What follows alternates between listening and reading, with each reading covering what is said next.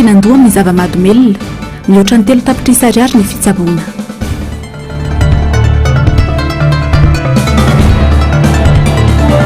Fahasairana mandavanandro tsy misy sarangotina izay olona ilana vonjy mitovy amin'ny tena ihany hoy ny olon-tsotra. Toliary nisy fokotany vaovao 420 tsy fantampiaviana.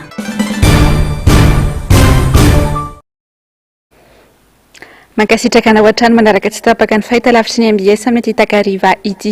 Tonga soa indray ao anatin'ny pejiny fampahalalam-baovao ka manolotra ny araba tombo kilasy tomboky vavy. Manasanao anaraka ny fotoanany vaovao hatramin'ny farany.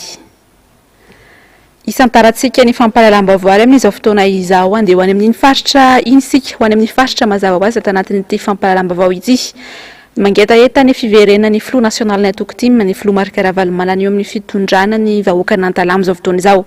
Taorian'ny tany Sambava araka izany dia tonga ny tafa sy niona tamin'ny vahoaka tao Antala omaly ny Flou national network tiky Madagasikara. Toy izao indrindra ny tatim-baovao entiny Njavan-Dremahefa sy Manoran-Dremalala. Nitovy tsy nisy valaka tamin'ny fitarainan'ireo mponina tao Sambava reny vohitrisa avy ny fahasahiranan'ireo mponina eto amin'ny distrika Antala. Sy mba tanteraka ny fiainanay hoy izy ireo ary nanenina tongotra matanana izahay nifidy izao mpitondra izao.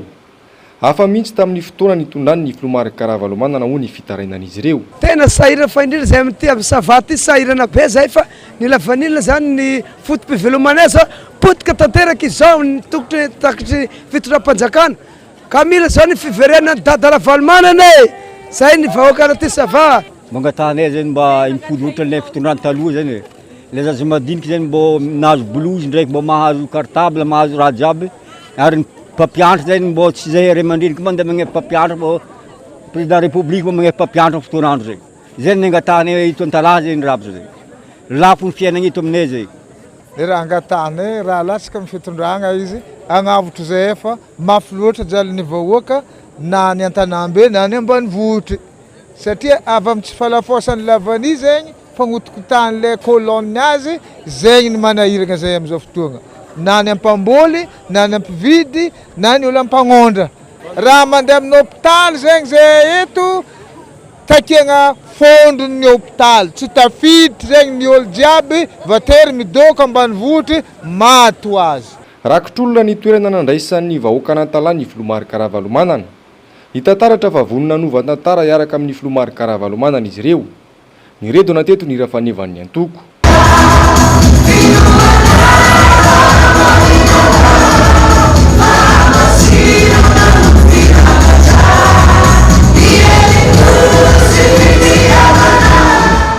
Arentsika ity firenena ity sy ho ny Flou Marc Ravalomanana. Manana vahaolana ho anareo ahonina ambarany. Mila mandray andraikitra nefa ndrehetra hafahana manova ny tantara. Tompifidianana ity taona 3 ity. Iverina amin'ny vahoaka any fahefana hisafidy izy indray zay filoham-pirenena hitondra azy mandritra ny 5 taona ny vahoaka malagasy. Zay zany tsy maintsy hitranga, tsy maintsy hisafidy tsika, tsy maintsy tapitra mandany filoham-pirenena zay. Tsy maintsy isy ny fifidianana. Sao dia misy mandrebrebray tsisy ny fifidianana. Tsy maintsy satria araka ny constitution dia 5 taona ihany ny mandat. Ary mandat io fa tsy hoe terena. Dia zao noho izany zany tsy maintsy ataontsika mihitsy mirahina daholo ny fokotany rehetra, ny commune rehetra, ny district rehetra tsy maintsy mirahina tsara tsika. Manamarina ny anaranareo. Ya marino ary zany aromaso ny anaranareo anatin'ny lisy mpifidianana. Hoy aho hoe reo paikaditsika rehetra décentralisation anarenana ny fahavoazana momba ny vania tsy vita mihitsy io raha tsy mandalo fifidianana. Tsy vita. Na inona ataontsika tsy maintsy sahintsika mandray andraikitra. Tsy maintsy mijoro isika raha tianao zavatra. Ary tsy maintsy manaraka tsara ny lalam-panondrenana dia fifidianana. Anarina ty firenena ity sika. Tsy miambo aminareo aho fa jereo tsara zavatra misy. Tsy ilaina lazaina. Mandeha amin'ilay lalina aho tena faly. Mahita an'ilay sekoly tsy mba nisy lokonana anankiray na sekoly nataontsika. Fa nianatra daholo ny zanaky ny malagasy na 2.9 tamin'ny 2009, 2008, 2009 92% zanaky malagasy rehetra nianatra daholo. Nahavita be teto amin'ny faritra Isava ity tokoa mantsy ny Filomary Karavalomanana raha tsy ilaza fotsiny ity lalana mampitohy any Isambava sy Antalahy ity izay mbola tsara dia tsara 10 taona aty aoriana. Mahavelo-panantenana izao fahatongavan'ny Filomary Karavalomanana izao hoy ireo vahoaka teto Antalahy. Araka izany dia mbola raiky tapisaka ho an-tsain'ny vahoaka ny Sava ny zava-bitany ity filoham-pirenena teo aloha ity fony izy mbola teo amin'ny fitondrana. Isan'ireny ohatra ny lalana mampitohy any Isambava sy Antalahy mirefy manodidina ny 20 kilometatra eo izay mbola tena tsara tanteraka 20 taona aty aoriana. Nzava-Andriamaefa sy Manora Andriamalalatany. Isan'ireo zava-bitany Filomary Karavalomanana ary tsy hain'ireo mponina aty amin'ny faritra Isava donoina ny fahavitany'ity lalana mampitohy any Antalahy sy Isambava ity. Lalana mirefy 20 kilometatra. Tamin'ny taona 3 no nahavitana azy ity. 20 taona ty aoriana mbola toy izao hitantsika amin'ny sary izao ny hatsarany. Mbola mafy ary toy ireny voavy namboarina ireny. Tsy mba ahitana lavaka na fahasimbanana dia kely aza. Tombony lehibe ho anay eto amin'ny faritra Isava araka izany ny fananana ity lalana namboarin'ny dada tamin'ny fotoana nitondrany ity hoy ireo mponina. Maro Karavalomanana namboatra azy fotony lalana tena tsara be le lalana. Lalana tompony le azo aminazy malôha ndraiky mbo mahita vola kely mbo ndosina mbado manjanaka. Lasa tafanao adversaire le Mazda zegny bajaj. Igny mbo masatria bajaj mbo économie kely amin'ny consommation. Mbo lasa hoe mbo igny mbo zahoagna vola kely mbo ndosina mbado manjanaka. 2 rivo kely 3 rivo kely mbo mahazo vary fotsy kely. Ny fizagna izy mbola tegna tsara. Ya mbotra satria sairigna be zay taloha mbola izy lalapotika. Na olo tsy salama zay tokony mbola voavonjy izy kofa mbola hita amin'ny lalapotika igny misy vita matandalana. Dia fahasoavagna be izy ao amin'izao fotoana satria goudron minitry fô tegna fa tsy lera iky tafiditra amin'ny hôpitaly maventy dia fa salama. Na izany na tsy izany hamitaraina ho toy ny tsy misy fanjakana mijery ireo tatsa manamorona ity lalana ity amin'izao fotoana izao. Tsy mitovy mihitsy ny zava-nisy tamin'ny fitondrana Ravalomanana sy ny fitondrana ankehitriny hoy ireo mponina. I kafe io ake 500 arivo. Boatina tomaty 500 arivo. Sahiragna be 500 arivo zay. Avy nividy zake ny fahisaragnana fondry. Raran-tsakafo ave raram-bola. Zegny ny tegna mampanahiragna zay vahoaka. Ny mpianatra maro zanak'olo tsy mianatra amin'izao amin'ny tsy fisiam-bola. Satria zaza raiky zegny asa ohatrino zegny zay zaza 3 agny amin'ny 70 arivo zaza 3 mandeha l'école. Maro be ny mpianatra tsy mianatra. Ny sakafo tsy ampy. Kan tegna ologna amin'ny faritra Sava rarana lavani baka izegny ny mampiaigny zahay aty. Efa zatra izy zahay. Ara tsy zahay fô eran'ny Madagasikara lavani ka tsy lafo zala geba fô Madagasikara. Na ny ampambolo na tsy ny ampambolo lavani tsy maintsy misy vola fô satria ampy ny vola amin'ny lavani. Na le tsisy fotony lafo raha ambidy amin'izake raha ambidy ro pofo izy fa tsisy ampivangafiry. Izy taloha take 5 arivo araiky izy ake fa 2 arivo 3 arivo farana ambony. Avele drafitrasa isan-karazany hoe école de terrain magnara-penitry fa ity vidim-piainana amin'ny lavani ity fa raha tegna manahirana be nay petaka amin'ny tany fiainam-bahoaka. Raha samy mpitondra teto amin'ny firenena mbola filamatra ny Filomary Karavalomanana raha ny fanamboaran-dalana no resaina. Lalana mirefy 7 arivo kilometatra no vitany tamin'ny fitopita-tanany. Amin'izao fotoana izao simba ny ankamaroan'ny lalam-pirenena eto amintsika satria tsy hita olona ara-pamiana tamin'izao fitondrana izao ny fikojakojana azy ireny. Zavatra fa sy fisehosehoana no betsaka kanefa tsy misy fiantraikany amin'ny fiainam-bahoaka eny fotony. Mbola hijanona ny sambavatra ny isika ato anatiny ity toy ny vaovao manaraka ity dia niara-nombombavaka tamin'ny mpino Kristiana FJKM Philadelphia Sambava Vody ny filoha nasionaly ny Tokotimo Malalahady. Nilaza izy favonina hanampy ny fiangonana amin'ireo tetikasa lehibe kasain'ny fiangonana ho atao. Nzava-Andriamaefa sy Manora Andriamalalatrany. Ny testameta taloha araka izay voasoratra ao amin'ny Exodus 3 ano nitondran'ny fiangonana 4 ho an'ireo mpino Kristiana teto amin'ny FJKM Sambava Vody Malalahady. Afatra nafonja tao anatin'izany ny fifanajana sy ny fahaizana miara-monina indrindra eo amin'ny ray aman-dreny sy ny zanaka. Any Egypta ny zanak'Israely ao anatina fahoriana sy fijaliana mafy izy ireo noho ny fanandevozana nataon'ny Egyptianina. Mosesy any Media miandry ny ondrin-drafosany mihoatra ny faritry ny efitra mba ahafahana mitaiza sy manome sakafo ireo ondry izay andrasany. Roa no raisina avy amin'izany. Ny lesona voalohany fanajana rafozana. Lesona faharoa dia ny fomba fiahina sy fikarakarana ny biby fiompy. Izay zany no antonentsika tsirairay hoe inona ny service mba ataonao ho an'ny rafozanao. Fa ny an'ny Mosesy dia no karakarainy ny biby fiompiny rafozana. Mampianatra atsika ny fiarahamoniny zany, ny fahalalam-pomba, ny fahaiza-miaina ao anatin'ny fiarahamoniny. Rafozany no omeny eto fa ny olona rehetra izay mila service aminao omenao izy raha misy raha ilany anao dia tanteraha tahaka ny ataony Mosesy. Nanatrika ity fotoam-pivavahana ity moa ny filohan'ny fankalazana ny 15 taona ny FJKM any Filomarika Ravalomanana. Niarahaba azy ny fiangonana tamin'izao fahatongavany teto Sambava izao. Manana tetikasa anangana université ny fiangonana ka nampiseho ny fahavononana izany metanana azy ireo ny Filomarika Ravalomanana. Tsy hevitra firy hoe hijanona hatramin'androany kanefa dia hoe ahery afanao hijanona eto kanjo na zavatra bolo sotan'Andriamanitra isika sotra azy. Faharoa, miarahaba antsika rehetra, miarahaba anareo jiaby. Mbola tsara mbola tsara. Ka dia izay ray aman-dreny mpitandrina izay ankalaza ny jobilina. Tsy hoe dia vita somatsara tokoa hoe jobilinao. Tanteraka tokoa hoe izany. Ary manaraka hoe eo amin'ireo boro reto manana fikasana tsara. Tena mampirisika anareo eto aho mba hananganana n'ilay université Ravelojolo. Eniko izay resaka izay tamin'izay tany Antaraha. Tena fantatro fa tena tia zanaka ianareo. Raha mbola misy koa atao dia tsy mampianatra ankizy. Ka dia mampirisika hoe mba atao mihitsy miezaka rehetra izay atao mba afitantsika miaraka n'ilay université Ravelojolo. Dia za koa nampy any hoe ahoana na afitanana tena ilaina.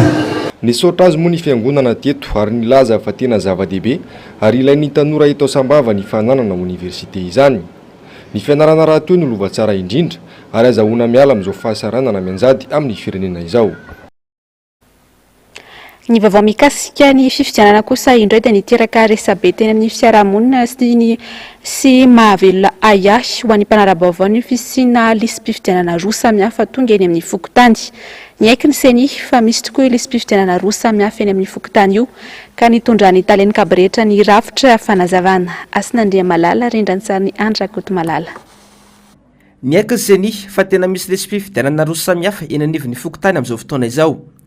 Ny Antokotimo no tabataba voalohany ny fisiny io tranga hafahafa io satria tsy noheverina ary tsy nolazain'ny seny no sady tsy voaresaka lalàna manan-kery ny fepetra no raisin'ny seny ka nahatonga io lisam-pifidianana roa samihafa io. Ny lisitra iray mirakitra ny anarana ireo voasoratra anarana tamin'ity fanavozana manontolo lisam-pifidianana farany teo ity. Ny faharoa kosa dia ny anaran'ireo olona efa voasoratra anarana teo aloha tamin'ny ralina 2024 saingy tsy voasoratra ao anatin'ilay lisam-pifidianana Vonjimanga io. Ary dia nampiasan'ny seny zany ny information teo am-pelantanany mba ahafahana mahafantatra ireo olona ireo ary isan'ny information ahafahana mahafantatra hoe iza ny tsy teo anatiny moa zany dia ny fijerena hoe iza ny olona izay efa tao anaty listiny mpifidy teo aloha kanefa amin'izao fotoana izao dia tsy tafiditra anatin'ilay listiny mpifidy Vonjimanga.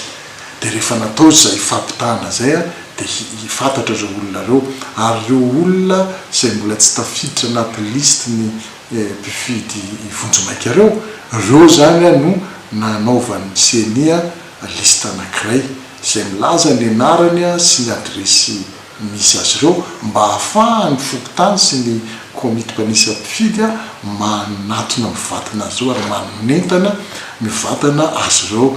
Ny fanontaniana mipetraka amin'io tranga io dia ny hoe nahoana ny miandry tabatabainy tim avao nitondra io fanazavana io seni fa tsy nampafantatra mialoha tsara ny manamarika fa am'izao fanavozana manontolo lisy mpifidianana izao dia tsy manan-kery intsony ary tsy azo ampetsaina ny lisy mpifidianana teo aloha na ny ralina kanefa mbola izao ampiasainy seny izao indray na dia efa nilaza azy izy ireo fa tsy azo ampidirina anatin'ny lisy mpifidianana vaovao io intsony ireo anarana teo aloha ireo. Maro dia maro ny tranga hafahafa tahaka izao am'izao fanavozana manontolo lisy mpifidianana izao. Anisan'ny mbola mametraka ayay goavana ho an'ny mpanao politika ihany koa ohatra ny momba ny logiciel na ny rindram-baiko ampiasaina ikirakarana ny fifidianana manomboka amin'ny lisy mpifidianana izany ka hatramin'ny famoahana ny valim-pifidianana. Io rindram-baiko io izay nahitany teknisian'ny tim fanahina na préoccupation misa 10.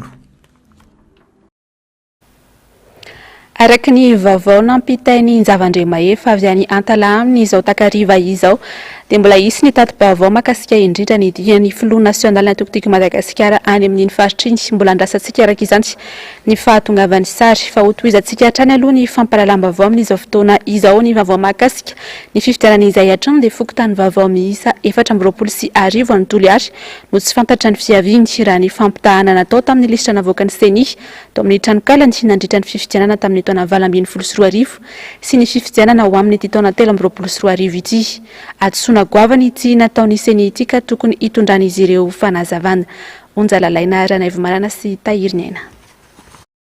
Misintona laklosy manoloana sy fatombanana hita amin'izao volana vitsivitsy mialohan'ny fifidianana izao ireo mpisehatra rehetra mahita izay tsy fatombanana izay amin'ny endriny maro samihafa.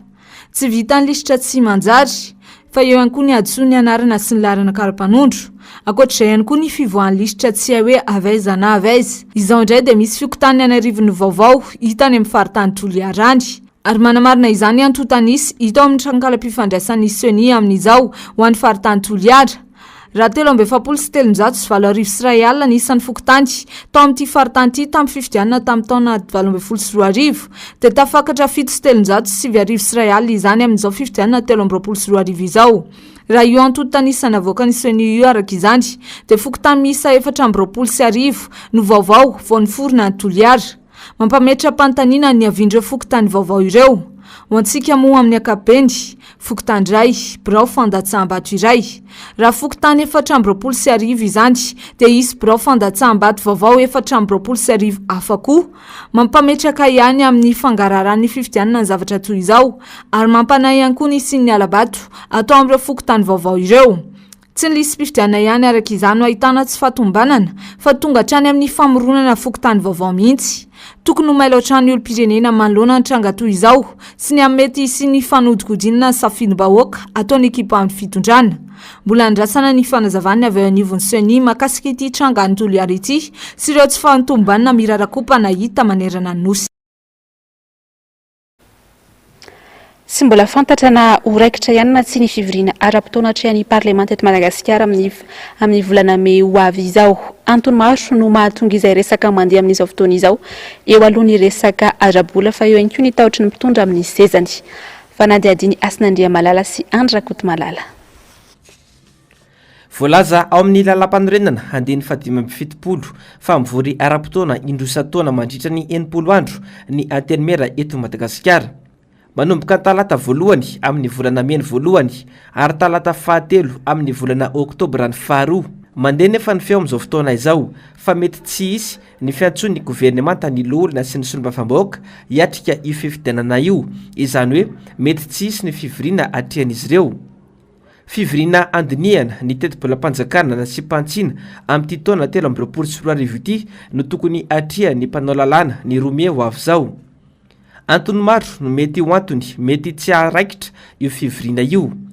Eo ny tsy fananany mpitondra ny maro anisa eo amin'ny antenimera-pirenena ka anozongozona ny sezan'ny Prime Ministra sy ny filoham-pirenena mihitsy. Eo ihany koa ny antony ara-bola. Anisan'ny everiny maro ho antony tsy araikitra io fivoriana io ny ara-bolan'ny seni. 570 miliara ariary monja ny teti-bola natoka ny fanjakana foibe ho an'ny seni anaovana fifidianana raha ny teti-bola lasitra 324 no jerena.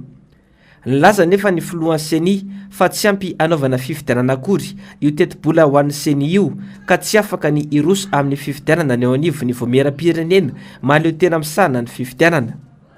Tokony ho ampian'ny fanjakana araka izany io teti-bola io amin'ny alalan'ny ity fivoriana andiniana ny teti-bola mpanjakana na sy mpantsiana ho an'ny taona 2024 ity kanefa ilay fivoriana aza ity mbola mbaraingo no mety ataterahany. Io ange raha ohatra ka tena atao fa efatra taona 5 taona ange dia fa fantatrao amin'izao fividianana.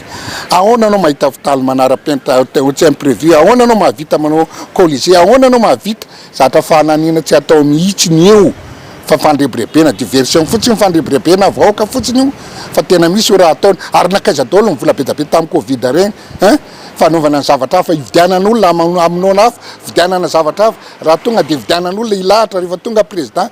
Efa hita ny zotran-dalana arahiny mpitondra sy ny ekipany fa vonany angala-bato izy ireo raha ny lisy mpifidianana vonjy-maika io jerena ho hiatrany ity solomba fambahoaka ity.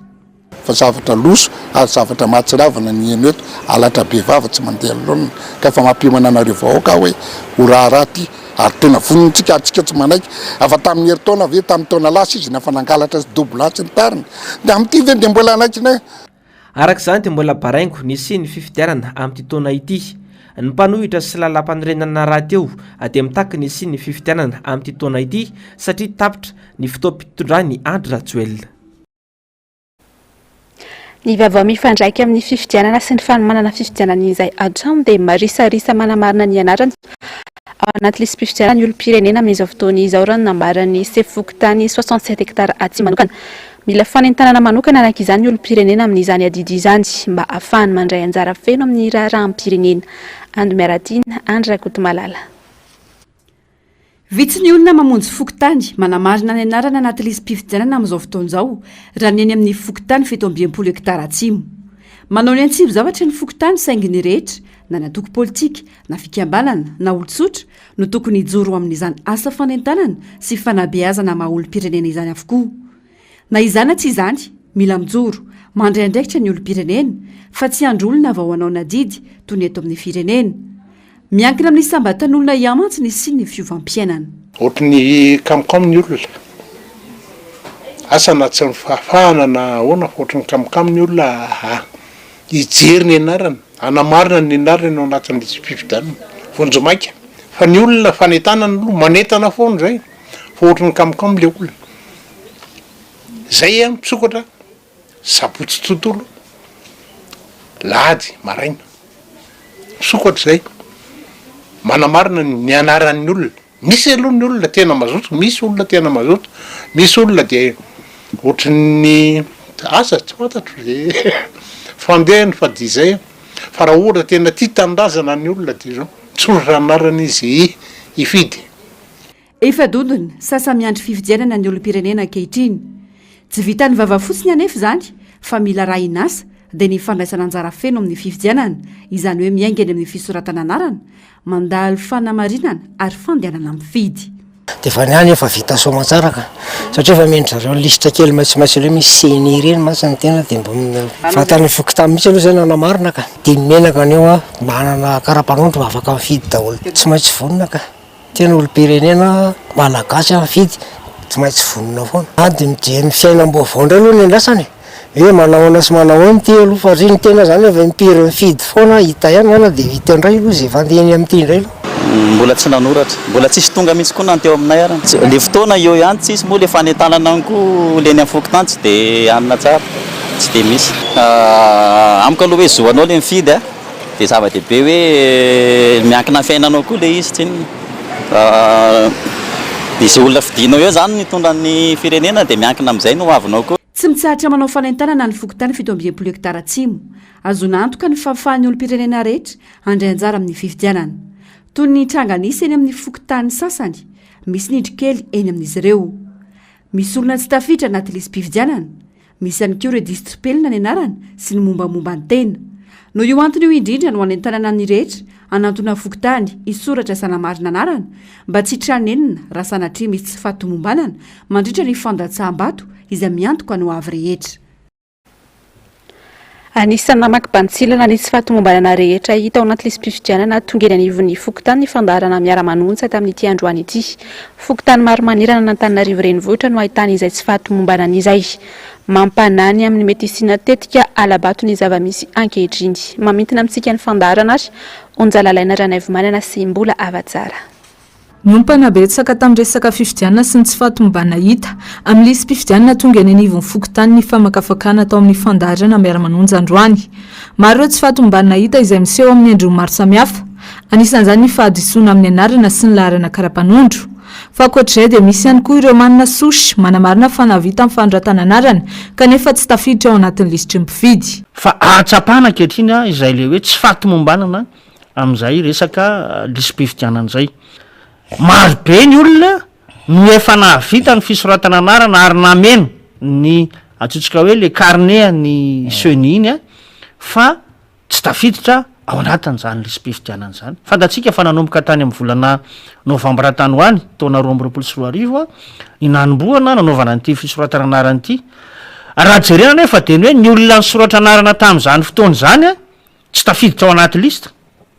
Fa ny olona izay ataontsika hoe taty amin'ny voalondohan'ny volana avril taty no nisoratra anarana teny anivon'ny fokotany misy tafiditra. Eo zany no mampisalasala hoe hatraiza marina ny vanim-potoana nanaovana nyty fandikana an'ireo anaran'ny olona ao anaty lisam-pifidianana aty fa mampiay azy zany raha ny zava-misy amin'izao fotoana izao.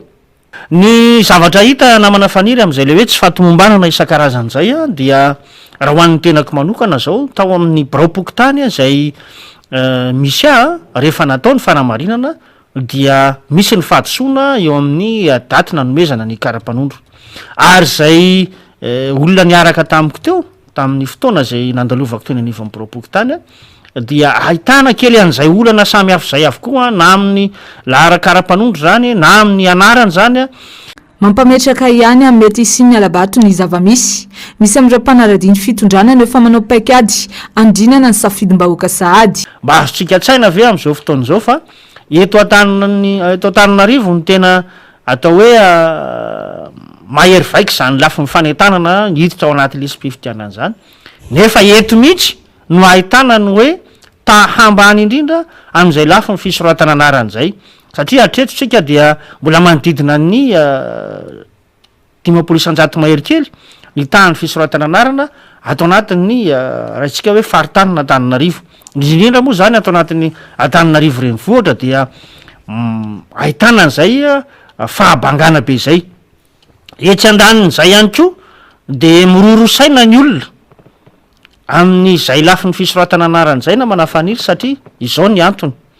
Eny anivon'ireny fokotany ireny zany dia misy ihany koa ny fanangonana karapanondro izay tsy mazava amin'ny olona loatra ny antony betsaka mihitsy io ataona tompona andraikitra ara-politika izay atao hoe pomban'izao fitondram-panjakana izao. Mbola mampametra-panontaniana ihany koa ny fomba fiasan'ny seny nandritra ny fanoratana anarana ny mpifidy.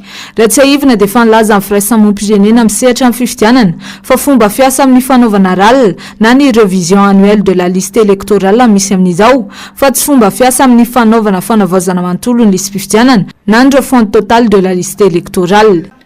Fa ny eto Antananarivo mody refonte dia io tsy tafavoaka io le refonte eto Antananarivo sy ny manodidina fa le ralina nampiasaina ny amin'ny sisiny any mba hahafahana zany milalao an'le zavatra hafahafa apetratsika izany fanontaniana zany satria tsy minotsika hoe 3000 sa 5000 tablety ny zaraina ho amin'ny mpanisam-pidy agent recenseur manerina Madagasikara. Ny fokotany dia manodidina ny 18 19 20 000 ny hoany. Donc tsy nahatratra le couverture nationale ny agent recenseur sy ny tablety ny zaraina. Tsy kakitsika zany raha midona amin'ny poto le fanisana mpifidy io lay mivoaka anatin'le lisam-pifidianana. Misy safotofoto tanteraka ny zavatra hita eny anivon'ny fokotany amin'izao. Miantso ny olom-pirenena rehetra ho mailo manoloana mety ho fanodikodinana ny safidiny sahady ataon'ny ekipan'ny fitondrana ny fandaharana miara-manonja androany.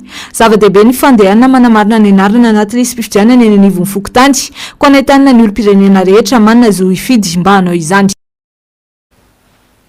ajantsika hatreo ny peziny politika sy ny raharaham-pifidianana fa dia mahazo vahana ny fidoroan'ny tanora zava-mahadomelona amin'izao fotoana izao mangataka ny amongorana ny mpamatsy izany ny maro misy ihany koa anefa ny ray aman-dreny no miombon-kevitra fa miankina amin'ny fitaizana ao an-trano no ahasarika azy ireo na tsy amin'ny karazana zava-mahadomelona azo atao tsara ny miala amin'ny fiankinan-doha amin'izany ho nambarany mpitsabo saingy ity fotoana ela be izany ny fisoroana ihany anefa no zava-dehibe Ravirazafy Mahena sy Mathieu Prince. Tanora 5 taona hatramin'ny 13 taona no any no fantatra fa mora voasarika amin'ny fitsindromana rorona karazana zava-mahadomelona tena mahery vaika. Nazivana tato ato ny fivarotana sy fidorohana azy ity hatrany anelakelatra ny rehetrany. Ray alariary no mihoatra no tsindrona iray raha loha ranom-baovao ary mety ho tonga netsiny izany andro efa miankin-doha. Ho an'ireo ray aman-dreny tokony hainga ao an-tokantrano fitaizana ny tanora mba tsy ho mora voasarika amin'ny zava-mahadomelona. Ianao ray aman-dreny tsara fitondran-tena. Voalohany indrindra aloha mitaiza zaza dia eo koa anao amin'ilay namana an'ilay zaza koa midinihana koa ilay zaza zany hoe iza ny namany zaza ratsy fitondran-tena ave ilay namany sa zaza mba tsara fitondran-tena ave ny ray aman-dreny miara-pinoana zany aloha voalohany indrindra iny hitaizana amin'ny zanaka ao entina amin'ny resaka finoana izy aloha voalohany indrindra dia ny fomba fitazainao zany tsy hovaina mihitsy zareo ny lalana tokony alehany zany zao izy faralehibe izy tsy afaka aminy zany modely foana ny ray aman-dreny arakaraka ilay fitazainy anazy am-boalohany any zany mampisy an'izay le hoe mangalatra manao an'izao ny ankizy lasa mifoka miafo na arakaraka ilay fitazaina sy ilay fanarahana maso fa raha ohatsy ny anahy mitokana zao dia mipampianatra ny antana manara-maso anjanako dia am'dimy aho vao maka anazy. Dia miezaka aloha ny ray aman-dreny aloha zany ny tokony andraikitra voalohany dia tsy haiko hoe ny fanjakana ihany koa anatin'izany dia hoe mamiasa azy manome fivelomana mba tsy hampirona azy any amin'ny zavatra tokony tsy mety satria miankana amin'io ihany koa nge mahatonga ny ankizy maditra satria zao hoe tsy hita mihitsy mba nalany ny fialam-bolony zany na moa zany sady tsy miasa izy no tsy manam-bola no tsy hita izay ataony dia voatery izy manaonao foana. Ny fahavononana hiala amin'ny fiankinan-doha no an'ny vahaolana ho mpitsabo sarotra ny miala amin'ny karazana zava-mahadomelona azy tsaboana azy saingy misy ihany koa ireo mila raha imaso akaiky no nydingana ambony be misy ny olona iray amin'ny fitsindromana izany. Vao tsy mahazo le fanafody le olona anankiray dia lasa misy symptôme miseho amin'ny vatany lasa mety marary an-doha izy mety ho fanipanina izy mety ho ohatra ny adaladala mihitsy aza izy ary mety ho lasa dala tena ara-bakteny mihitsy dia ny vatany mety manaky tsako ihany koa dia mety tsy mety torimaso azo atao tsara ny manafaka olona anankiray rehefa misy fanapa-kevitra le olona hoe hiala amin'ny janona tsahatra amin'ny fampiasana an'le izy azo atao tsara manampy olona anankiray raha ohatra tena vonona izy raha misy ny fahavononan'olona anankiray hoe hitsahatra izy ao anatin'ny fampiasana an'le izy dia afaka manatona mpitsabo izy dia ampina izy azo tsaboana izy raha tena ambonimbony ngamba ny fahafantarako ny fitsaboana manodididina any amin'ny 2 tapitrisa hatramin'ny 3 tapitrisa ariary ihany ny vola mety ho lan'ny marary anankiray mety ohatra azy satria raha ohatra afaka aloha le olona arakaraka ny vanivani-potoana sy ny fe-potoana hitazomana an'le olona no afana mamaritra an'izay resabola zay.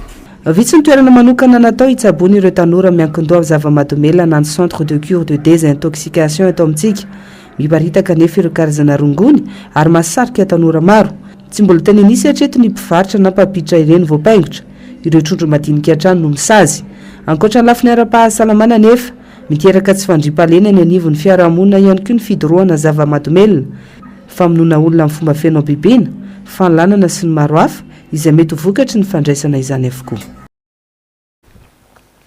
Araka ny efa nolazaiko teo aloha teo araka izany dia hiverenantsika ny vaovao avy any amin'ny faritra avaratry ny nosy iny.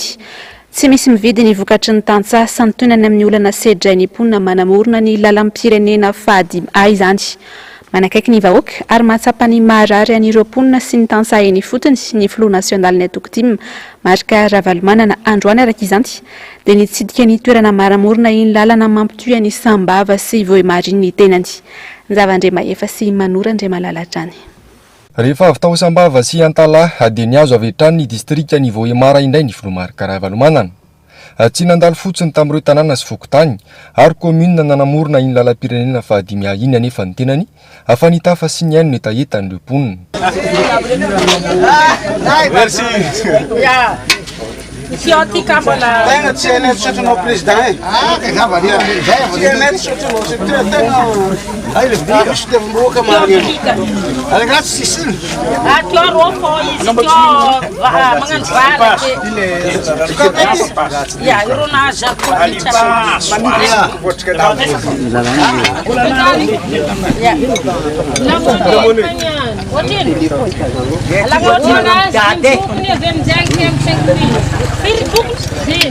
Otrino mo siya pamilya?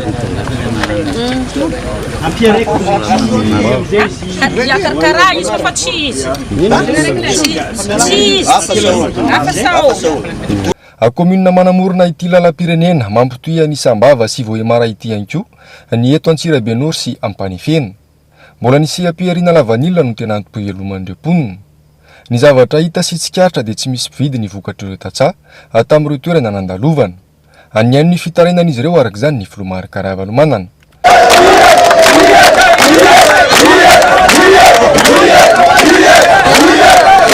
Volevanila ty zany fotom-pivelomanay aty mifatry Sava. Amin'izao izy lasa mitoboka be ilay vidiny. Ohatrany tsy mahavita le kolaziny zaza, tsy mahefa fondrotrano, tsy mahefa jirama zay raha tsy ampiakarina ny vidin'ny vanila ty. Maty zay fa lefa tsy matsina, maty. Ny avy amin'ny lavanila ty ambany loatra ny vidiny. Fa raha fa manonga ny lavanila, hitanao fa faly zay. Ary ny fantalovanao zao dia manome toky zay. Mila tsara mpividiana ianao dady. Fa zay vonanoana. Zay ato amin'ny fatrany Antsirabenoro vonanoana avao zay. Tamin'ny deuxième tour efa hainay zay natsapaky taminao lany ianao fa nanjaka ny halabata ty tamin'ny fatry districtny Antsirabenoro non districtny Vohemara azafady. Misy halabata be tatika sy tokony kentsika ak zany ny fagnanaovana halabata amindray mitohaka ty. Profezegny ny chef district le tavoatady tampamifila tatamina halabata. Ke zegny zany raha angapainay zegny mba hitondra tetanay agny amin'ny indrindraindrindra fa ny raha angapainay eto zany hitondra vazava egny andafy mandeha mivanga lavany eto. Zay eto Antalafa zany hoe capitale de lavany fa Antsirabenoro tena sombotro lavany mandeha avy eto mandeha Antala. Tsy nifampihafahafa mihitsy araka izany teto ny Filomary Karavalomanana sy ireo vahoaka sendra azy tamin'ny lalam-pirenena fa 5 iny. Fantatro tsara ny mahazo anareo ho ny Filomary Karavalomanana. Ary vonina hifanampy aminareo aho haka hiaraka anarina ity sy ampiarina lavanila ity isika. Taom-pifidianana nefa ity taona ity ka amin'ny alalan'ny fifidianana ihany no ahafana manantanteraka izany. Mila mifidy ny rehetra ary mila misoratra anarana ao anaty lisy mpifidianana ny tonga taona rehetra ary manamarina izany. Ny pejiny sosialy tsy misy antenana intsony amin'ity fitondrany ity hoy ny fanehoan-kevitry ny olon-tsotra. Efa be loatra ny mafy ampitondrain'ny malagasy izay tsy mety tafarina hatramin'izao fa dia mialatsaka lalilatra any. Fanadiadiny Andy Miaratina sy Andrakoto Malala. Tsy mbola nisaotra ity ino aloky ny vavan'olona amin'izao fotoan'izao. Tsy niainany mafy indrindra ny malagasy raha tsy tamin'ity fitondrana ity. Noho ny sakafo ny kibo, fokisana fitaka sy lainga ny sofiny. Ny zavatra andrasana amin'ny mpitondra fanjakana tsy misy tanterany, anka mizaka ny vokatra izany ny rehetra ankehitriny. Izay mampetipety ny mpitondra sy ny manodidina azy ihany no himaty-matesany. Le fiainana fotsiny zany tsy dia miavaka noho ny hatramin'izay zany tamin'ity taona ity. Ny fiainana moa fiainana andavanandro moa tsy maintsy hoe zay le tena hoe reglena tsy maintsy ianao ihany mandamina an'le fiainana hoe arakaraka ny vola misy sy amina zany nanaovana azy hoe mampirindana azy io zany tsy maintsy ianao mandamina azy. Sa tafiditra amin'ny resaka fivarotana sy ny tariny dia le fitantarana an'le fiainana amin'le lafy miakatra. Hatseto aloha tsy dia hita hoe inona ny olana fahana fa ny sosialy aloha amin'izao atsika amin'ny resaka izao tsy mba misy mijery. Dia saka justa propagande fotsiny amin'izao ny hoe isarasaran'olona zavatra sy ny tariny. Tsy misy tsony aloha amin'izao dia sarangotana samy manao izay ohatrany hoe efa manao izay hinanany fotsiny sisa izany e.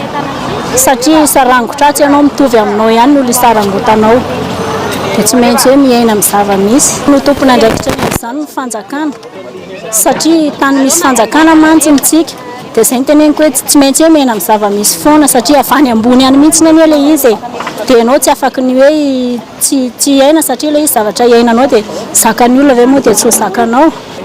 Ny zavatra hitan'ny masoko dia tsy tanteraka, ilay zavatra teneniny hatramin'izay zany tsy tanteraka an'ilay izy. dia lasa aty amin'le majinika zany le veti-piainana ny miakatra be dia lasa le majinika mihitsy zany no tena ohatry ny hoe simba amin'le izy satria ny any amin'ny vaventy any moa efa samy mizaka ny zava-misy any zareo fa le aty amin'le olona tsy mazaka an'le fiainana andavanandro mihitsy zany lasa ohatry ny hoe mizaka an'le tserany aina amin'le izy. Reraky ny fiainana ny malagasy ankehitriny izay atao rehetra maneny saona avokoa araka ny fomba fiteny. Samy manao izay mampetipety ny fiainana sisa raha malagasy tahaka ireny tsy misy pia ireny.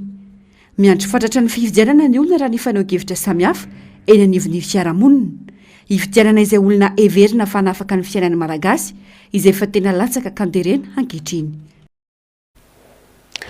Raha mahatsikaritra isika amin'izao fotoana izao dia tsy hita mivezivezeny an-tsena intsony ny vola madinika toy ny 20 ny 20 ny 50 na eny amin'ireo tranombarotra na eny amin'ireo tsena tsotra na dia tokony isy famery ny vola madinika aza ny famerim-bolanao dia atakalo ny mpivarotra vatomamy na zavatra hafa izany.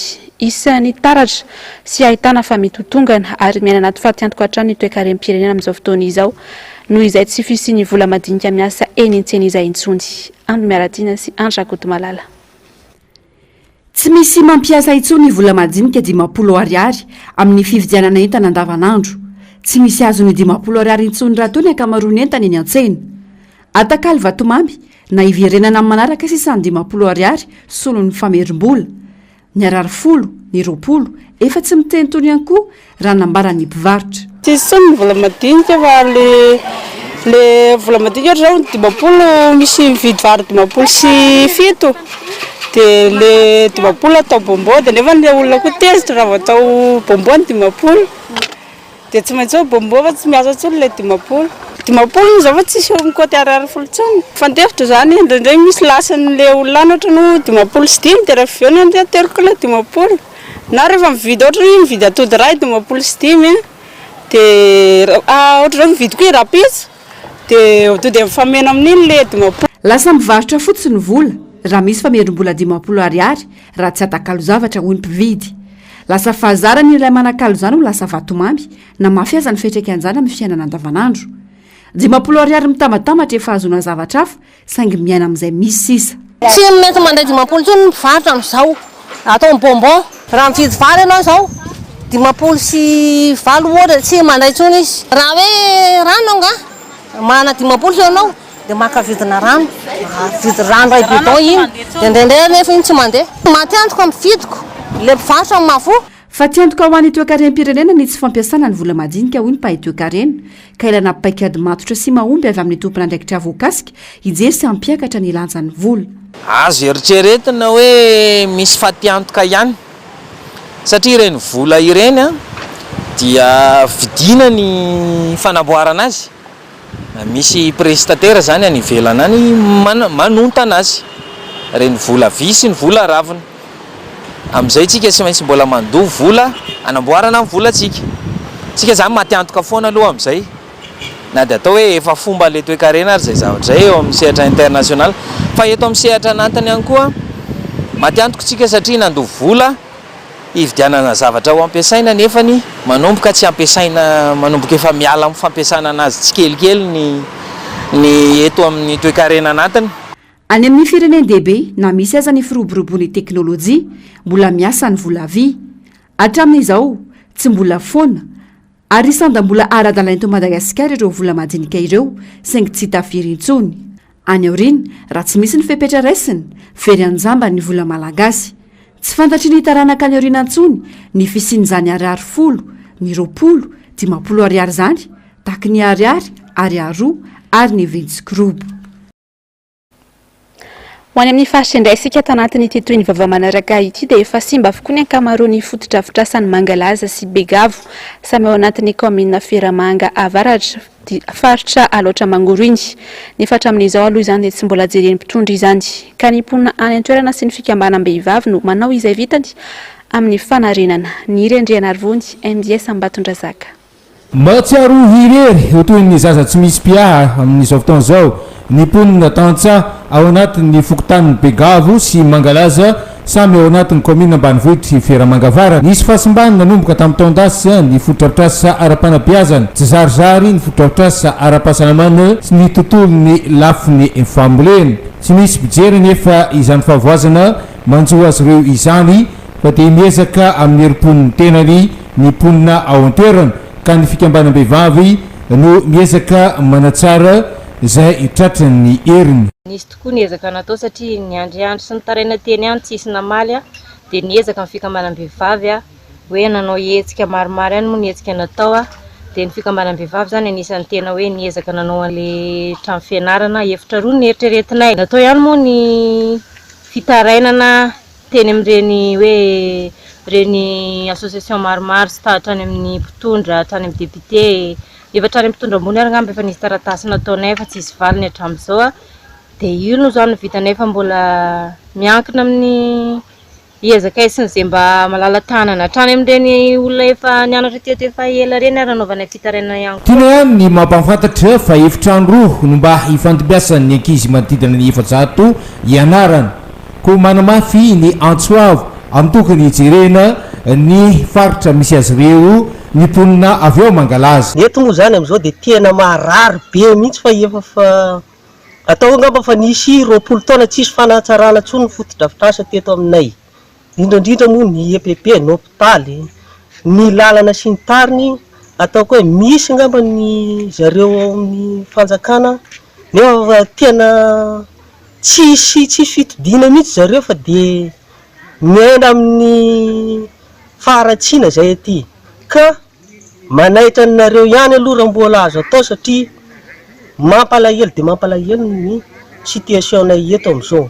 Manentana nareo ary indrindra ianareo zanaka pelezina na rehetrarehetra zay avy eto Mangalaza rehetrarehetra zany mba entanina resy fa mijaly ty tanànantsika aty. Antanaina fa tsy ho toy ny rano tetenta mosiny kanakana kory izay fitaraina ny mponina avy any Mangalaza sy Feramanga ary Bekavo izay.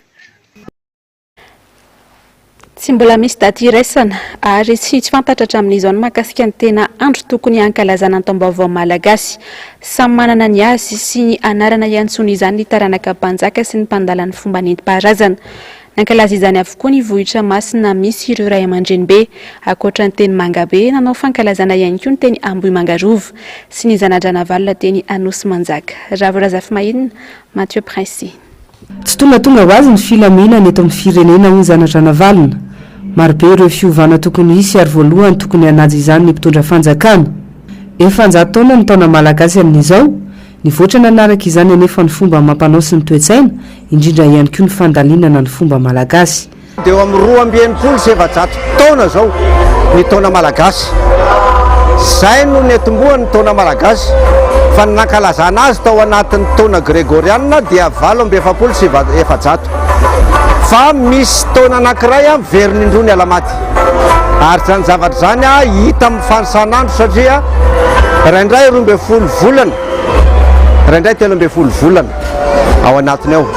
Zava-dehibe ihany koa afatra ho an'ny malagasy dia hoe tsy efa fotoanan'ny famindrana fihavanana ve zao, tsy efa fotoanan'ny fanaovana fahamarinana ve zao, tsy efa fotoanany mba hanarana ny lalàna ve zao mba ialana amin'ny zavatra mampikorotana mampitsy milamina fa tamin'ny andron'ny fampanjakany milamina amin'ny zavatra rehetra ary everina amin'izany fotoana izany fa ny filaminana dia satria misy olobe.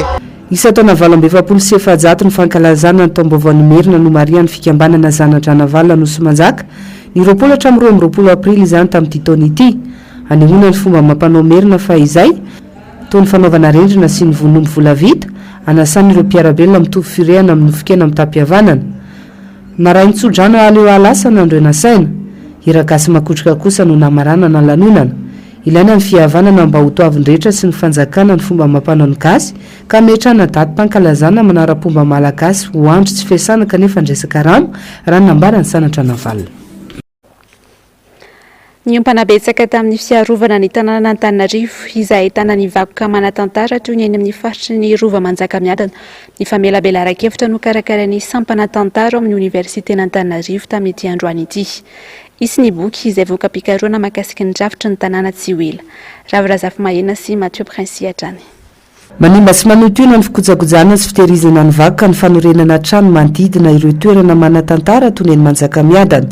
ilaina ny fanarahana antrafim-panajariana ka tsy tokony ho fianoana trano manodidina azy ireny. Ny antony fikarohana aloha dia satria zany isany azo lazaina hoe vakoka ho an'ny Madagasikara ary vakoka ho an'ny zao tontolo zao ny faritra aty ambony ville haute ny Antananarivo izay misy ny rova zany noho izay zavatra izay dia ny urbanisation izay tsy maintsy misy koa satria mitombo isan'ny olombelona dia tsy maintsy mandray mitandrina an'izay mahavakoka ny tanàna n'Antananarivo zay. Zany hoe tsy afaka ny olana mako zao zany le antsoina hoe urbanisation sauvage samy manolona an'izay teny eny amin'ny zay no ahina, zay no ataontsika hoe ahina. Araka ny teny teo zany raha mikasika ny tanàna n'Antananarivo dia misy endriny misy an'le endriny ataontsika hoe misy ny rova sy ny avoana ny Antananarivo zany fa tsy ny avoana ny Antananarivo rehetra fa eo moa zany le tendrombohitra 12 Ambohimanga koa zao anatiny fa ny endriny anankiray koa dia ny lemaka Betsy Mipakatra izay misy ny tanimbary tsy amin'ny mahatanimbary azy fotsiny fa manana endrika tantara sy fomba fanamboarana fandrin-drano fahambolena izay novaintsika tamin'ireo tany Azia. Satria ny asa fikarohana izay natao tao amin'ny sampana tantara dia mifandrindra amin'ny fitsipika fanolorana ny vohitra anankiray ao anatin'ny listiny UNESCO listra ho an'ny vakoka ho an'ny fiarahamonina eran'izao tontolo izao. Raha ndingana tokony arahana dia miaingana amin'ny fokotany fangatahana fahazondalana manorina trano. Tsy izany anefa ny zava-misy fa avy hatrany dia mivantana eny amin'ny komina ireo mikasa norina isa mampirongatra ny fanorenana tsy ara-dalàna ny tsolotra.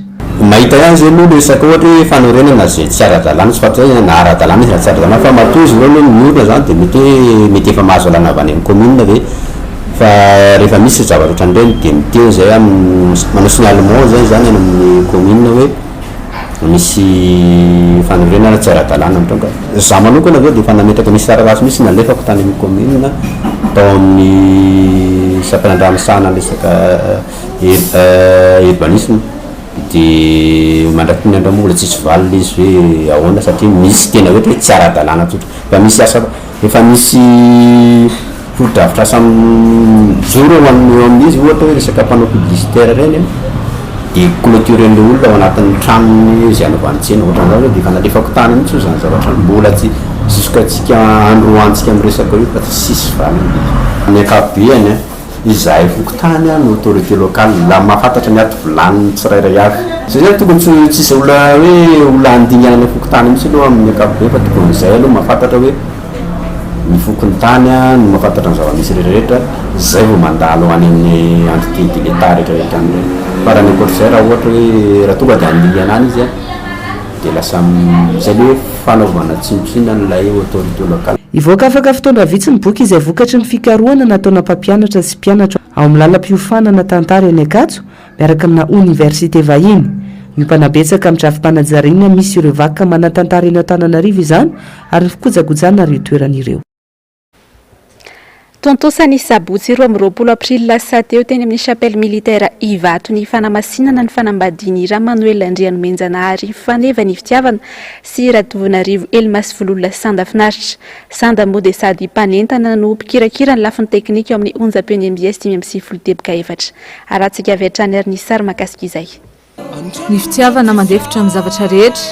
Korintiana voalohany toko 7:7 io ny tenin'Andriamanitra no safidin Ramanuel Andrianomenjanahary faneva ny fitiavana sy Ratovinarivo Elmas Vololona Sanda finaritra nametraka amin'ny fifankatiavan'izy ireo teo anatrehan'Andriamanitra. Nototosaina tamin'ny sabotsy 20 aprily lasa teo ny fisoratam-panambadiany faneva Sanda izay mpanentana tao amin'ny Njapeo MBS tany amin'ny komina Ivato. Taorian'ny fisoratana dia nirosy tamin'ny fanamasinana marazan'izy ireo teny amin'ny chapelle militaire Ivato izy roa kely notrony fianakaviana sy ny mpiara-miasa ary ny olona nasaina.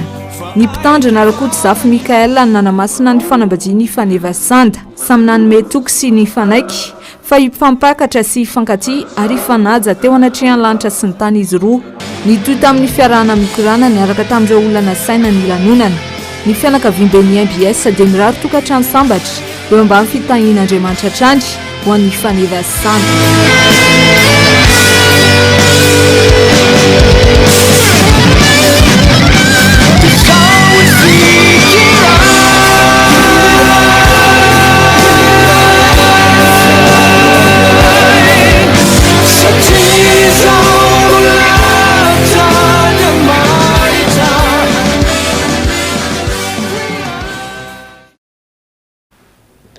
Aterinatra naraka izany fiarabana sy ny firarintsoa ny tokatran'ny faneva sy sanda. Amaranantsika ny fampalalam-baovao amin'izao fotoana izao kosa ny maresaka iraisa amin'ny pirenena nosamborina omaly ary nahitra amponja vonjy maika noho ny resaka kolokolo sy ny famotsim-bola ny filoham-pirenena teo aloha Alejandro Toledo any amin'ny fonjany Barbadio izay efa nitazomana ny filoham-pirenena roa teo aloha no ametrahana azy aharitra 20 volana fitazomana ity filoham-pirenena peroviana ity any amponja. Onja lalaina ranaivo manana sy tahiry ny aina. Nampijirina amponja vonjy maika atao 5 ho malalahady ny filoha peroviana teo aloha Alejandro Toledo. Tany États-Unis tena no nalaina mialohan'ny nampijirana amponja azy.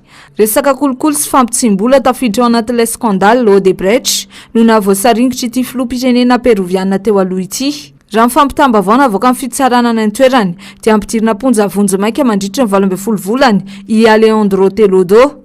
Ao amin'ny fonja Barbadilo izay nitazomana ireo filoham-pirenena maromaro teo aloha no ametrahana azy.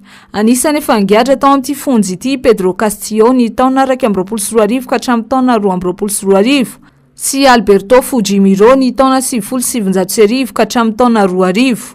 Nilaza ampisolo vavy ity filoham-pirenena teo aloha ity fa voan'ny kansera ny olona rovany amin'izao fotoana izao. Nisy ny fizahana ara-pahasalamana natao azy tamin'ny fotoana natongavany tany Peroa ary nampisehoana mpitsara mpanao fanadihadiana amin'ny valin'izay fizaham-pahasalamana izay nandritra ny fiainona azy. Raha tsy ahivana dia efa nosamborina tany États-Unis noho ny kolokolo nataony tany Peroa ity filoham-pirenena teo aloha ity tamin'ny taona 2024.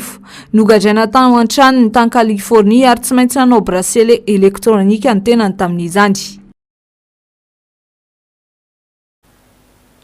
Dia izay ary no manakatona ampejy fampalalam-baovao tamin'ity androany ity. Mankasitraka anao nanaraka izany hatramin'ny farany. Hoaratsika rehefa avy eo taky ny mahazatra ny fandaharana ahona marina sy ny fandaharana Global News. Orin'izay kosa no anaratsika ny fandaharana dinika.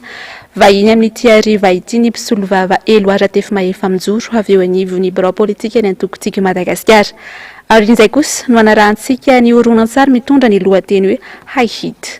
Ny tena kosa dia ametraka ny veloma mandrapitafa ho amin'ny rampitsindray tompoko.